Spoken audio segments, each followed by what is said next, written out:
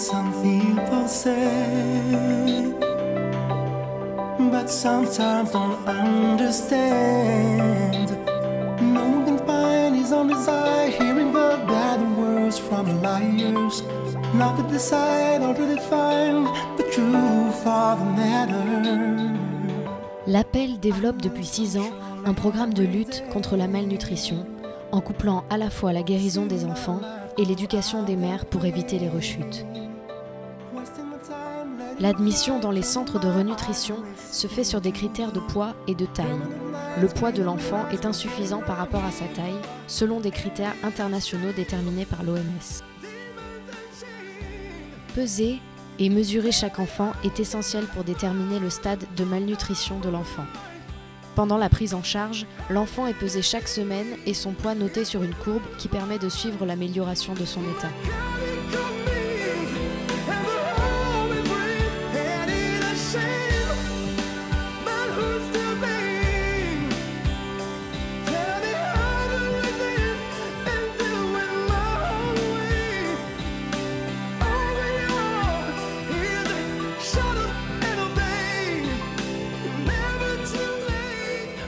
L'Appel a mis au point une pédagogie ludique favorisant les échanges entre les mamans avec l'aide du personnel.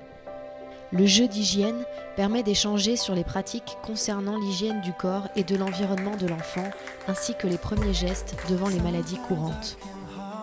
Il est malade et il faut le guérir en lui donnant une alimentation spécifique, une bouillie de farine enrichie spécialement adaptée.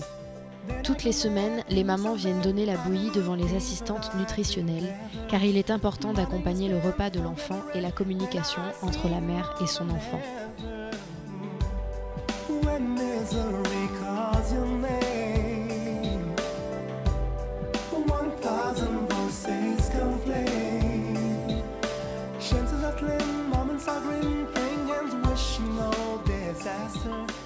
Les mamans repartent avec la quantité de farine pour la semaine de l'enfant.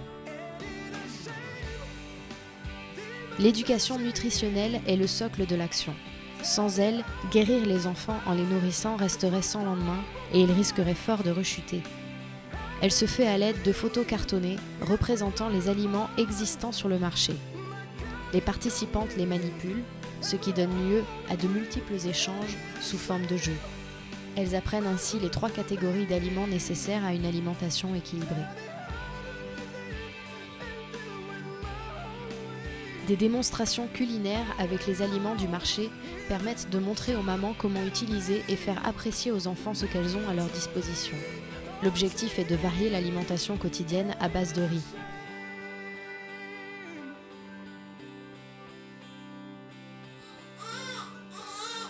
Les femmes enceintes ou allaitantes mal nourries sont aussi prises en charge.